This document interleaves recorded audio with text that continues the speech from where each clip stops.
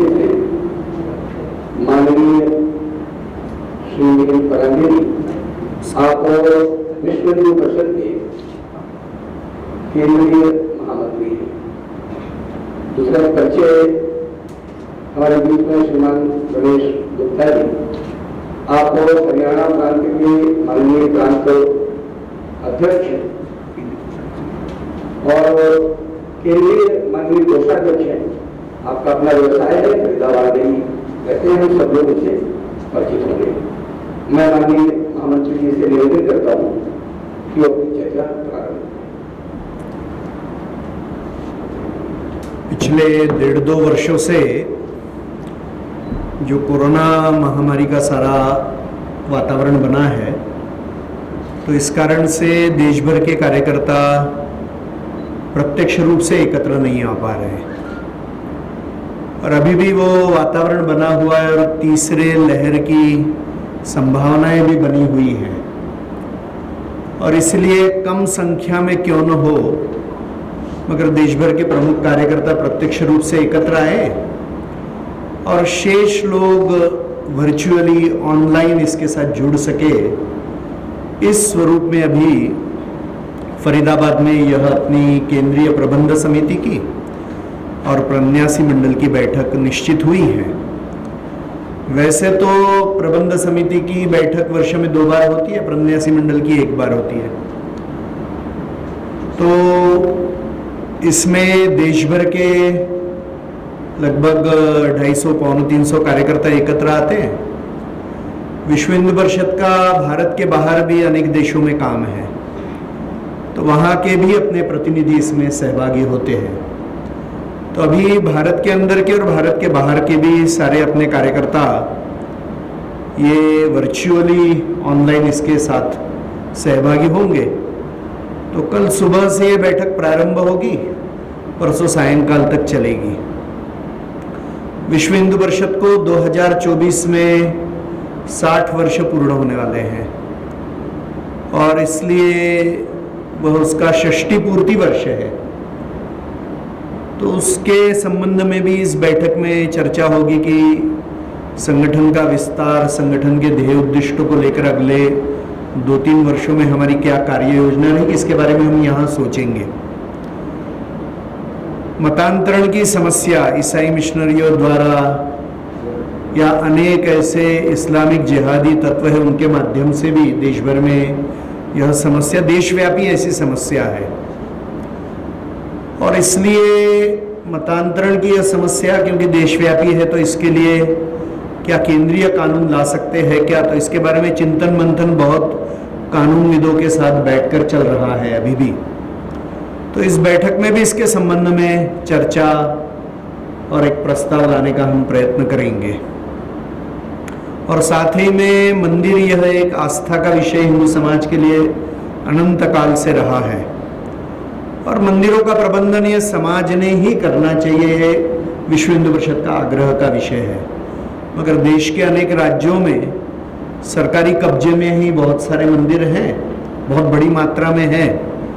तो वह दृष्टि से भी क्या क्या प्रयास, बहुआयामी वो प्रयास हो सकेंगे, समाज के प्रबोधन से लेकर आदरणीय सुप्रीम कोर्ट में उसका दरवाजा खटखटाना, यहाँ तक के विषय सारे हो सकते हैं। तो ये सभी दृष्टि से भी विचार यहाँ पर प्रस्ताव के रूप में यहाँ होगा। हम लोग हरियाणा में बैठे हैं तो निश्चित रूप से मेवात की समस्या है और उसके लिए पिछले वर्ष भर में अपने हरियाणा के कार्यकर्ताओं ने भी बहुत बड़ा प्रयास जागरण का किया है। वह भी हमारे लिए यहाँ चिंतन का एक विषय इस बैठक में रहेगा। इस वर्ष हमारा चुनाव का भी वर्ष है, तो विश्व हिंदू परिषद के अध्यक्ष और महामंत्री ये दोनों का चुनाव कल यहाँ संपन्न होगा बैठक में। तो ऐसे अनेक विषय लेकर हम सब लोग इस बैठक में बैठने वाले हैं। 2 मई को बंगाल में जो और 2 मई के बाद भी जो चुनावी हिंसा हुई जिहादी तत्वों द्वारा, और जैसे कि ग्राउंड लेवल पे अनेक गांव के लोगों ने कहा कि इस्लामिक जिहादी तत्वों के साथ में टीएमसी की भी कार्यकर्ता घूम रहे थे, ऐसा जमीन पे लोग कह रहे हैं। तो हजारों गांवों में ये हिंसा हुई है, आक्रमण हुए हैं, दसों हजार, लगभग 40,000 से अधिक लोग यह अपना घर बार छोड़कर जाना पड़ा है। परिवारों के ऊपर आक्रमण हुए, महिलाओं के ऊपर भयानक अत्याचार हुए हैं। तो ये सारे विषय में विश्व हिंदू परिषद भी वहाँ राहत का बहुत बड़ा कार्य कर रहा है। और संपूर्ण देश भर में, क्योंकि दुर्भाग्य से मीडिया ने यह विषय जिस ढंग से समाज के सामने लाना चाहिए ऐसा हो नहीं पाया है किन्हीं भी कारणों से, तो समाज तक ये विषय लेके जाने का भी विश्व हिंदू परिषद ने प्रयास किया है। और वहाँ के जो अपने ही देश में, अपने ही राज्य में जो लोग विस्थापित हो गए अभी, तो उनको बसाने के लिए भी कार्य करें। आगे हम लोग क्या कर सकेंगे और इसके बारे में, और जो इसमें आक्रमण करने वाले लोग हैं उनको सजा होनी चाहिए, उनकी गिरफ्तारी होनी चाहिए, उनको सजा होनी चाहिए। जो लोग इसमें हताहत हुए, जिनकी मृत्यु हुई, जिनके ऊपर आक्रमण हुआ है, उनको भरपाई, नुकसान की भरपाई होनी चाहिए, उनका रिहेबिलिटेशन होना चाहिए। ये सारे विषय हैं। तो ये सारे विषयों की चर्चा बंगाल के हिंसा को लेकर इस बैठक में होगी। और जैसे कि अभी कोरोना की तीसरी लहर के संभावनाओं का विषय है, तो पहले 2 लहरों में विश्व हिंदू परिषद ने समाज को साथ में लेकर प्रचंड कार्य किया है। करोड़ों लोगों के लिए भोजन की व्यवस्था, लगभग 24 लाख से अधिक परिवारों के लिए अनेक महीनों के लिए सूखे राशन की व्यवस्था, लाखों गायों के लिए चारा पानी की व्यवस्था, अनेक तरीके से कार्य हुआ है। Oxygen concentrator, oxygen cylinders. तो अभी तीसरी लहर में इसके पूर्ण कैसा समाज की सिद्धता इसके लिए हो सकेगी, तो पूर्ण देश भर में अपना संगठन फैला है, तो इसलिए लाखों गांवों तक पुनः जाने का हम लोग निश्चित कर रहे हैं कि समाज का प्रबोधन हो कि कैसे हम रक्षा, कोविड का जो ये संकट है, तो उसके निमित्त जागरण का विषय लाखों गांवों में विश्व हिंदू परिषद की योजना इस बैठक में पूरी बन जाएगी। साथ में टीकाकरण, वैक्सीनेशन है, उसके बारे में दुर्भाग्य से राजनीति करते हुए अनेक राजनीतिक दलों ने भी अपप्रचार किया है। कई क्षेत्रों में ऐसा ध्यान में है कि कम्युनिस्ट संगठन, जो नक्सल संगठन काम कर रहे, उन्होंने अपप्रचार किया है। कई जगह पर मतांतरण में जो शक्तियां लगी हुई हिंदुओं के, उन्होंने भी ये प्रयास किए हैं। तो इस कारण से बहुत बड़े वर्ग का टीकाकरण नहीं हो पाया है, तो उनके जीवन को खतरा है। और पहले 2 लहरों में विश्व हिंदू परिषद के कार्य के कारण से लाखों लोगों के जीवन की रक्षा हुई है। और इसलिए हम लोग इस बैठक में टीकाकरण कैसे हो, अधिक से अधिक लोगों का, इसके लिए देश भर में योजना बना रहे। और एक जो विषय हाथ में जिसकी पूर्व तैयारी भी हो गई है, वह है टेलीमेडिसिन का विषय, कि पूर्ण देश भर में जो दुर्गम, ग्रामीण, वनवासी क्षेत्र हैं और नगरों में बहुत बड़ी मात्रा में जहां सघन आबादी, ऐसी सेवा बस्तियां हैं, तो टीकाकरण नहीं हो पाया है इन्हीं अपप्रचार के कारण से। तो वहां पर टेलीमेडिसिन के माध्यम से दुर्गम क्षेत्रों में जहां चिकित्सा की सुविधाएं उपलब्ध नहीं है, तो अभी 4 राज्यों में तो हमारा कार्य प्रारंभ हो चुका है। छत्तीसगढ़ है, हरियाणा में भी यह विषय प्रारंभ किया है, वैसे ही मध्य प्रदेश है और गुजरात का क्षेत्र है। तो अन्य भी प्रांतों में, देश भर में यह विषय कैसे शुरू कर सकेंगे, तो ऐसे अनेक विषयों की चर्चा यह इस बैठक में होने वाली है।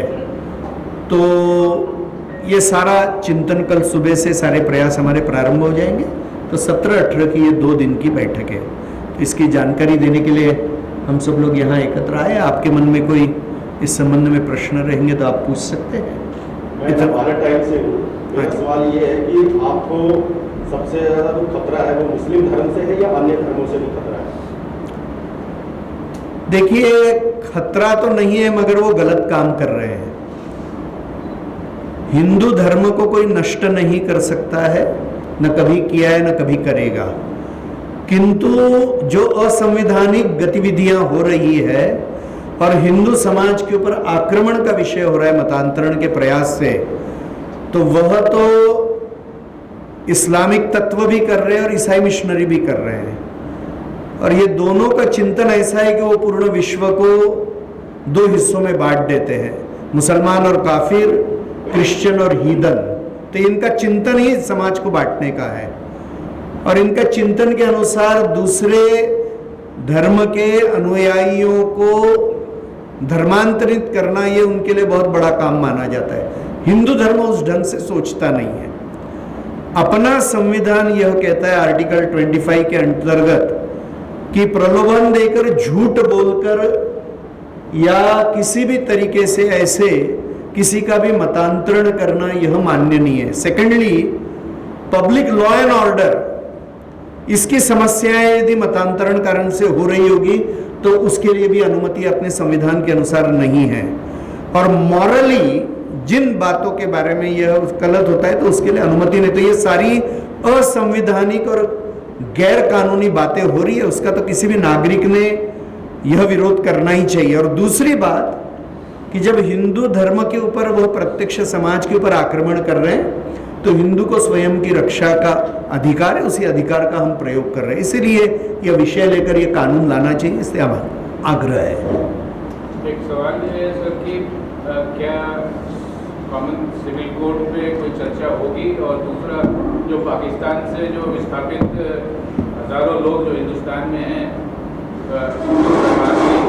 उनका देखभाल नहीं हो पा रहा है इस कोविड में, तो उस पे कोई चर्चा है, कोई फोकस है? विश्व हिंदू परिषद के माध्यम से पिछले 3.5 वर्षों में 6000 से ज्यादा पाकिस्तानी हिंदुओं को नागरिकता दिलाई गई है। हमने प्रयत्न किए है, यानी नागरिकता तो सरकार ही देती है, किंतु उनको एक्सटर्नल अफेयर्स मिनिस्ट्री है, होम मिनिस्ट्री है, उनके जो सारे विषय हैं उसमें उनको सहयोग करना, उनको सहायता देना, ये सारा विषय हमने किया है। जैसे कि अभी 3-4 दिन पहले ही गुजरात में जाकर हम लोग गुजरात सरकार से भी मिले थे, तो वहाँ पर कोविड के कारण से केवल आधार कार्ड नहीं, इसलिए वैक्सीनेशन का समस्या आ रही थी। तो लगभग हमने चीफ मिनिस्टर जो गुजरात के थे उनसे भी बातचीत की, तो ये सहमति बनी है कि गुजरात सरकार के माध्यम से वो सारे जो प्रावधान है उसमें ढील दी जाएगी और कानूनन तरीके से उनको टीकाकरण हो सके, इसके लिए जो भी प्रोसीजर से वो पूर्ण हो जाएंगे। इस कारण से उनको बैंक अकाउंट्स खोलने में भी और प्रत्यक्ष रूप से टीकाकरण में भी सहयोग होगा। तो इसका लाभ अकेले गुजरात में लगभग 60,000 पाकिस्तानी हिंदू विस्थापितों को मिलने वाला है। यही काम हमने राजस्थान में किया है। तो प्रत्यक्ष उनको नागरिकता प्राप्त हो, कोविड के सारे संकट के कालखंड में उनको सहयोग हो। और हम जानते हैं कि अभी केंद्र सरकार ने भी 13 डिस्ट्रिक्ट्स के लिए एक GR निकाला था कि वहाँ के जो कलेक्टर्स हैं उन कलेक्टर्स ने वो सारे दृष्टि से सहयोग करना चाहिए। कई लोगों ने ऑब्जेक्शन लिया कि इसका CA से संबंधित है। CA से संबंध न रहते हुए भी वो डायरेक्टिव निकल सकता है, ये केंद्र सरकार ने सिद्ध भी किया है। मगर जो प्रत्यक्ष पाकिस्तानी हिंदुओं का और बांग्लादेशी हिंदू, केवल पाकिस्तान के नहीं, बांग्लादेश की संख्या पाकिस्तान से आए हुए हिंदुओं से भी बड़ी है, तो वो सारे हिंदुओं को इस देश में नागरिकता मिले, सम्मान मिले और सुरक्षा मिले, इसके लिए ही CAA का कानून लाया गया है। और यह भारत सरकार का, इस देश का, इस समाज का दायित्व इस भाव से लाया गया है।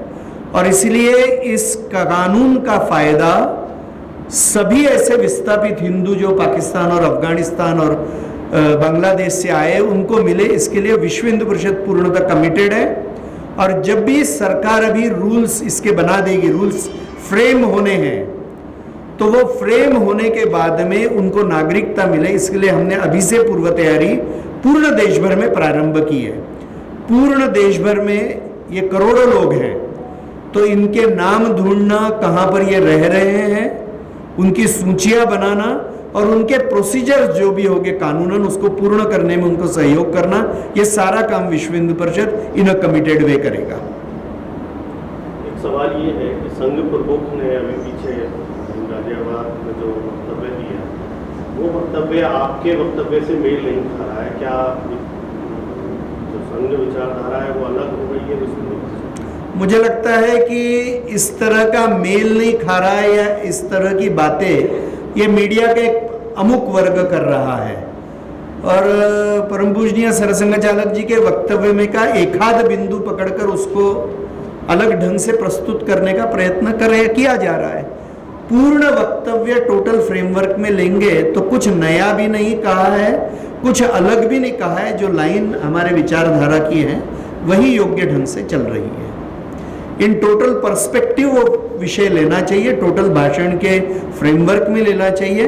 कोई वाक्य आउट ऑफ कॉन्ट्रास्ट ये लेकर यदि हम करेंगे कॉन्टेक्स्ट लेकर और उसको और अपनी यानी केवल न्यूज़ देना नहीं है, कुछ लोग अपने व्यूज़ उसके साथ जोड़कर समाचार पत्रों में लिख रहे हैं, इसलिए कंफ्यूजन हो रहा है। हमारे बीच में कोई अंतर नहीं है।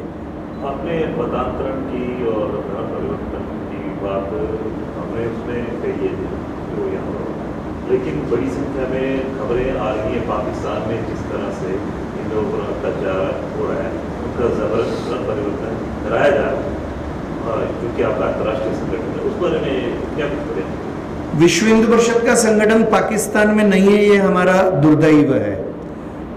किंतु जितनी घटनाएं हुई है पाकिस्तान में, उस हर घटना के बारे में विश्व हिंदू परिषद ने जो जो समाचार पत्रों में आया है, हमने स्टेटमेंट्स भी दिए हैं, हमने ह्यूमन राइट्स को भी लिखा है, हमने यूनाइटेड नेशंस के भी ध्यान में लाके उनकी जो बातें यहाँ पर है उनको भी ध्यान में लाकर दिया है। यहाँ पर हमने आंदोलन भी किए, प्रदर्शन भी किए पाकिस्तान एम्बेसी के ऊपर। तो जो जो फोरम्स यहाँ पर अवेलेबल है, और वैसे हमने भारत सरकार को भी कहा है कि उन्होंने भी दबाव बनाना चाहिए। तो एक देश के बाहर रहकर वहाँ प्रत्यक्ष एक्टिविटी न होते हुए जो जो बातें हम कर सकते हैं वो सारी हमने की हैं, और साथ में वहाँ से जो हिंदू समाज यहाँ आया है उसको एक सम्मान का जीवन और नागरिकता और सुरक्षितता देने का भी प्रयत्न हम निरंतर कर रहे हैं। कश्मीर में धारा 370 हट गई, 35 से भी समाप्त हो गया। कश्मीरी पंडितों की वापस की बात कही जा रही थी, आज तक वो घाटी में लौट नहीं पाए हैं, काफी अरसा हो गया है। सरकार को उन्होंने लौटना ही चाहिए, उनको लौटने के लिए हम भी प्रयत्न करेंगे। मुझे लगता है कि केंद्र सरकार और राज्य की सरकार भी प्रयत्न कर रही है। उनको सुरक्षा के प्रावधान भी देने पड़ेंगे, कोई प्रतीकात्मक विषय नहीं है। They must lead a safe and good life, ये इंश्योर करके ये सारा विषय करना चाहिए। तो यह आग्रह का विषय हमारे भी हृदय में है, जो जो ये विषय लेकर चले हैं उनके भी विषय मन में है, और मुझे लगता है कि जल्दी से जल्दी होना चाहिए। इसके लिए सभी ने मिलकर प्रयत्न करना चाहिए, हम भी कर रहे हैं, करेंगे। राम मंदिर का प्रोग्रेशन में क्या हो रहा है, क्या प्रोग्रेशन है? कुछ 2 महीने पहले कुछ आवाज़ भी उठी थी कि कुछ लोग, कुछ तत्व, संजय सिंह इन पर्टिकुलर कह रहे थे कि उसमें धांधली हुई है जमीन खरीद में, उसमें आपका क्या मत? बहुत सारे पॉलिटिकल लोगों ने जिन्होंने इसके बारे में कहा है, वह तो मुझे लगता है कि उत्तर प्रदेश के इलेक्शन की राजनीति करने के लिए कंट्रोवर्सी के मुद्दे उठा रहे हैं। इन लोगों ने राम जन्मभूमि के आंदोलन में कभी न सहयोग किया है, हालांकि इन सभी का रिकॉर्ड प्रत्यक्ष मंदिर के निर्माण को ही विरोध करना रहा है, और इसलिए अभी इलेक्शन का विषय ध्यान में लेकर कोई ना कोई कंट्रोवर्सी, उसका उत्तर भी ट्रस्ट ने प्रेस कॉन्फ्रेंस लेकर सबूत देकर किया है। और जैसा जैसा जिनको लगता है वो तो ऑब्जेक्शंस लेते रहेंगे, मगर उसमें तथ्य नहीं है। समाज का भी विश्वास है, पूजनीय संतों का भी विश्वास है, और ये लोग अभी अड़ंगे डालने का प्रयत्न कर रहे हैं मंदिर के निर्माण में। अभी भी आदरणीय सुप्रीम कोर्ट ने निर्णय देने के बाद भी ये उसको स्वीकारने को तैयार नहीं है। ये अलग अलग ढंग से श्रद्धा नष्ट करने की और अड़ंगे डालने का प्रयत्न कर रहे, वो यशस्वी नहीं होगा। अगले 3-3.5 वर्षों में निश्चित रूप से भगवान अपने गर्भगृह में विराजमान हो जाएंगे, ये स्थिति रहेगी। संजय सिंह या अन्य भी लोग जो ये कंट्रोवर्सीज खड़ी कर रहे हैं, उनका हृदय में राम मंदिर की अच्छाई नहीं है, ये मैं कहूँगा, इसलिए वो यशस्वी नहीं होंगे। राम जी का विरोध करने वाला कहाँ पर भी यशस्वी नहीं होगा, ये संजय सिंह जैसे सब लोगों ने ध्यान में रखना चाहिए। और मंदिर का प्रोग्रेशन इस वक्त क्या है? नींव के निर्माण का कार्य प्रारंभ हो गया है, उसको जितना समय लगेगा वहाँ पे किया जा रहा है। जैसा मैंने कहा कि 3-3.5 वर्षों में भगवान गर्भगृह में बैठ जाएंगे, इतनी मंदिर की स्थिति आ जाएगी। कोई कितने भी अड़ंगे डाले तो भी भगवान का काम है, वो अपयशी नहीं होगा। राम मंदिर का जब अभियान चल रहा था, जब आंदोलन चल रहा था, तो विश्व हिंदू परिषद खासतौर पर अशोक जी सिंघल ये कहते थे कि जो साथ देगा वही हमारा होगा।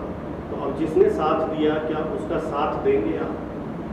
जैसे कि आप स्पष्ट पूछिए। राम मंदिर निर्माण में जिन राजनीतिक दलों ने या जिस राजनीतिक दल ने आपका साथ दिया या मंदिर निर्माण में विश्व हिंदू परिषद का एजेंडा पूरा किया, क्या उनके अब राजनीतिक एजेंडे में कोई सहयोगी बन पाएगी?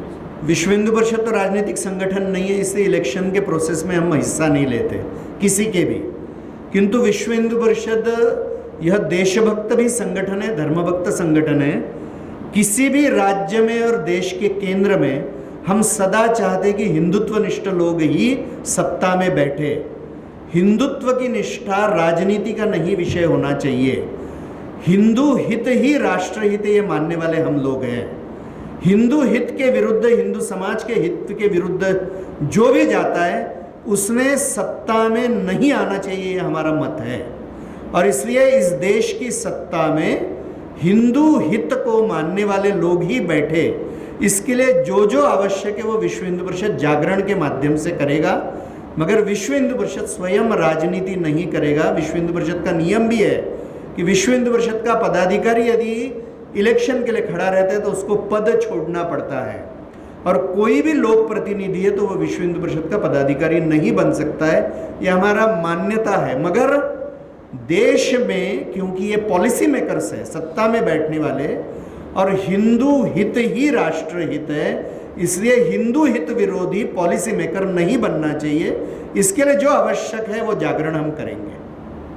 सर एक सवाल है मेरा, मैं धनंजय चौहान सर, कोरोना की तीसरी लहर आने वाली है, वहीं यूपी सरकार ने कांवड़ यात्रा को मंजूरी दी है, तो क्या इस मौके पर इस समय ये यात्रा कांवड़ यात्रा शुरू करना? विश्व हिंदू परिषद ने ऑलरेडी स्टेटमेंट दे दी है उसके बारे में कि जो संभव है, सब कुछ चल रहा है, जीवन चल ही रहा है। सर पिछले दिनों ये भी सुनने में आया था कि हरिद्वार में कुंभ लगा और उसके बाद कोरोना बीत पाया, कोरोना की दूसरी लहर, उसकी स्थिति देश भर में पता ही है क्या था। तो ऐसे में ये देखना और ये कहना, मैं तो हरिद्वार के सारे पदाधिकारियों को प्रशासनिक मिला तो तथ्य तो इसको सपोर्ट नहीं करते। ये तो अपप्रचार का हिस्सा है। कोरोना कुंभ के कारण से कोरोना बढ़ा, ऐसे तथ्य सपोर्ट नहीं करते, न प्रशासन के करते न अन्य लोगों के करते। अपप्रचार का बिंदु हो सकता है। लेकिन ये भी कहा जाता है, मोदी जी और हमारी सरकार भी ये कहते हैं कि भीड़ भाड़ ना जुटे, भीड़ ना जुटे, वहीं कुंभ लग रहा है तो भीड़ होना स्वाभाविक। इसीलिए मैं कह रहा हूँ ना कि कोरोना के नियमों का पालन करते हुए सारी बातें होनी चाहिए, हो ही रही है। बाजार खुल रहे हैं, सब कुछ हो रहा है। देखिए, कभी भी इस समस्या का हल ढूंढते हुए इकोनॉमी के भी बारे में सोचना पड़ेगा, समाज जीवन के भी बारे में सोचना पड़ेगा, और कोरोना न फैले इसके लिए भी सोचना पड़ेगा। इसका बैलेंस लेकर चलना पड़ेगा। कोई एक छोर की भूमिका लेकर कुछ भी नहीं हो सकता है। हम ये मान सकते हैं कांवड़ यात्रा ठीक है? हमने कहा ही है ना, हमने स्टेटमेंट दिया है कि कोरोना के नियमों का पालन करते हुए जो संभव हो, यात्रा सहित सब कुछ जो संभव है उन मर्यादाओं में होना चाहिए, ये विश्व हिंदू परिषद ने कहा है। देश का एक ज्वलंत विषय है जनसंख्या नियंत्रण। विश्व हिंदू परिषद क्या इस बैठक में कुछ विचार करेगी, कोई विषय है? हम तो ये मानते हैं कि हिंदू समाज के परिवारों ने ये निश्चित रूप से सोचना चाहिए कि 2 बच्चे तो घर में होने ही चाहिए, क्योंकि माता और पिताजी यदि मृत्यु हो जाएगा तो 2 से हिंदू आबादी कम हो जाएगी, और यदि एक ही बालक रहेगा तो हिंदू के हाथ से हिंदू की आबादी कम होते जाएगी। और सिंगल चाइल्ड नॉर्म्स के कारण से चीन को भी बदलना पड़ा। तो हमारे सामने उदाहरण है कि सबसे अधिक आबादी वाला देश जो चीन है, वह भी इसके परिणाम, यानी यह गलत पॉलिसी अभी मानकर उसको उसने रिवर्स किया है, though it is still number 1 country as far as population is concern. इसलिए जनसंख्या के नियंत्रण के बारे में जब हम सोचेंगे तो हिंदू समाज की प्रभुत्व इस देश में रहना ही चाहिए। इस यहाँ की राजनीति, यहाँ की सेक्युलरिज्म, यहाँ की धर्मनिरपेक्षता, यहाँ के सारे टॉलरेंस के नियम जो पालन हो रहे इस देश में, वो हिंदू आबादी के कारण से हो रहे हैं। और इसलिए हिंदू प्रभुत्व इस देश में नहीं रहेगा तो उसके लिए हिंदू आबादी बहुमती बनाने के लिए जो होना है वो सब कुछ करना चाहिए, है ना। समान नागरिक संहिता पर कोई विचार? इस देश में एक राष्ट्र है, एक देश है, एक संविधान है। तो सारे नियम सबके लिए समान होने चाहिए, तो मानते ही हम लोग। कुछ इस पर सरकार से कोई आप अपील करेंगे या? हमारा स्टैंड क्लियर है। इस बैठक के विचार के विषय मैंने बता ही दिए हैं, क्या क्या विचार होने वाला है। बहुत सारे महत्व के विषय है, अर्जेंट विषय लेकर इस बैठक में ले रहे हैं हम लोग। कुछ बताएंगे उन विषयों के? बता ही दिया मैंने, जो सारे विषय तो बता ही दिए मैंने। लव जिहाद एक बहुत बड़ा होता है और हिंदू कन्याओं को किसी न किसी रूप में प्रलोभन देकर, जैसे हमने पहले कहा, फंसाया जाता है। इस बारे में विश्व हिंदू परिषद क्या कर रहा है? क्या उन लड़कियों की कोई किसी तरह की काउंसलिंग आपकी महिला शाखा द्वारा ये देश भर में, क्या ऐसा कुछ? पूर्ण देश भर में हिंदू कन्याओं की रक्षा का काम करने वाला विश्व हिंदू परिषद सबसे बड़ा संगठन है, तो प्रत्यक्ष फील्ड वर्किंग हम लोग तो कर ही रहे हैं। साथ साथ में यह पूर्ण देश भर में लव जिहाद का संकट जो हो रहा है वह झूठ बोलकर, प्रलोभन दिखाकर ऐसा भी हो रहा है। और हिंदू को जितना खतरा है, जैसा दिख रहा है कि लव जिहाद ये ज़्यादातर जिस ढंग से हो रहा है, मुस्लिम जिहादी तत्व इसमें लगे हुए हैं। इसके बारे में केरल के बिशप एसोसिएशन ने भी, यानी जो क्रिश्चियन एसोसिएशन है, उन्होंने स्टेटमेंट दिया है, प्रत्यक्ष होम मिनिस्टर को पत्र लिखा है उन्होंने, और उस पत्र में उन्होंने कहा है कि पिछले कुछ वर्षों में कुछ हजार क्रिश्चियन लड़कियां भी गई है। तो ये समस्या केवल इस तरह की नहीं है, ये वास्तविक समस्या है। ब्रिटेन में भी इसके उदाहरण आए, यानी लगभग 1,500 से ज़्यादा लड़कियां इसकी शिकार हुई है। उसमें भी जो सारे गिरोह पकड़े गए इंग्लैंड में, वो सारे के सारे पाकिस्तानी मुसलमानों के हैं। तो यह एक चित्र सब जगह उभर रहा है। भारत में ये बहुत बड़ी समस्या है और इसलिए निश्चित रूप से हिंदू समाज में ये जागरण करने की आवश्यकता है, क्योंकि समझ में नहीं आता है इस ढंग से ये होता है। झूठ नाम, झूठ आइडेंटिटी, प्रलोभन, ये सारे विषय इसमें होते हैं। तो समाज के जागरण की भी आवश्यकता है। कानून के माध्यम से ऐसे करने वालों को सजा देने की भी जरूरत है। धर्मांतरण का ये एक बहुत बड़ा तरीका भी है, मतांतरण का, इसलिए सारे पहलू इसके साथ में जुड़े हुए हैं। तो समाज के प्रबोधन के साथ में ही जो यह गतिविधि कर रहा है, यानी इस्लामिक जिहादी तत्व जो कर रहे हैं, उनको कड़ी से कड़ी सजा होने की भी जरूरत है। उसके लिए भी कानून लाने की आवश्यकता है। विश्व हिंदू परिषद इसमें क्या कर रही है? किसी तरह की कोई काउंसलिंग डोर टू डोर जाकर? मैंने कहा ना, ये सारी बातें विश्व हिंदू परिषद कर रहा है। आज जो धर्मांतरण के विरुद्ध कानून आए हैं, जैसे पिछले 6 माह में उत्तर प्रदेश में आया है, गुजरात में आया है, मध्य प्रदेश में आया है, तो ये कानून के इसमें हमारे सुझाव बहुत महत्व के रहे हैं। इसके लिए जो एक समाज में एक दबाव निर्माण करना, वो दबाव निर्माण करने में भी विश्व हिंदू परिषद की भूमिका प्रमुख रही है। प्रत्यक्ष राज्य सरकारों के जो लोग इसके लिए इंटरेक्ट होते हैं, उनके साथ इंटरेक्शन हम प्रत्यक्ष कर रहे हैं, क्योंकि एक समाज हित का विषय हमारे मन में है।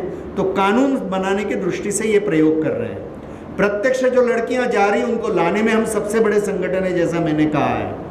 तो कोर्ट में केसेस फाइट करनी, उसमें हम कर रहे हैं। समाज में जाके दुर्गा वाहिनी मातृशक्ति हमारे संगठन है विश्व हिंदू परिषद के, वो पूर्ण महिलाओं में आज कार्य करते हैं देश भर में। तो उनके माध्यम से हम हजारों परिवारों में जाते ही रहते हैं हर माह, और वहाँ प्रबोधन का ये विषय करते हैं। तो सभी पहलुओं की दृष्टि से इसमें हम काम कर रहे हैं। ये जिहादी धर्मांतरण, जिहादी जो एक प्रचार चल रहा है, क्या आपको लग रहा है कि that is turning into anti national and terrorism organisation as well, turning the women into और गर्ल्स इनटू दैट? देखिए, केरल में तो ये उदाहरण बहुत आए कि जो ऐसे धर्मांतरित हो गए वो ISIS के जाकर आतंकवादी बन गए। तो कुछ जगह पे तो ये प्रत्यक्ष रूप से ध्यान में आ रहा है। लव जिहाद के साथ में ब्लैकमेल का भी विषय बहुत जुड़ा हुआ है बड़े प्रमाण में, और इसलिए उनके गलत वीडियो बनाना, गलत ये बातें बनाना, ये सारी बातें हुई है। तो ये एंगल है ही। और फिर जो घुसपैठ हो रही है भारत में, यानी आबादी बढ़ने का जो प्रमाण हो रहा है, तो NIA ने भी कहा है, अन्य भी इंटेलिजेंस एजेंसीज ने कहा है कि ये घुसपैठ जो बहुत बड़े प्रमाण में आसाम, बंगाल, बिहार, झारखंड, ये सारे क्षेत्र में हुई है, तो इन सारे क्षेत्रों में इनके स्लीपर सेल्स ये बनते जा रहे हैं। तो यह बहुत सारी बातें यह एंटी नेशनल एक्टिविटी के साथ में जुड़ी है। शस्त्रों की तस्करी है, ड्रग्स की तस्करी है, ह्यूमन तस्करी है, स्मगलिंग है अन्य तरह के, इसके साथ में और फिर आतंकवादी गतिविधि, गोहत्या, ये कई बातें एक साथ जुड़कर भी काम कर रही है, ध्यान में आ रहा है। इसे एंटी नेशनल एक्टिविटी के साथ में ये बहुत सारे विषय जुड़े हुए हैं।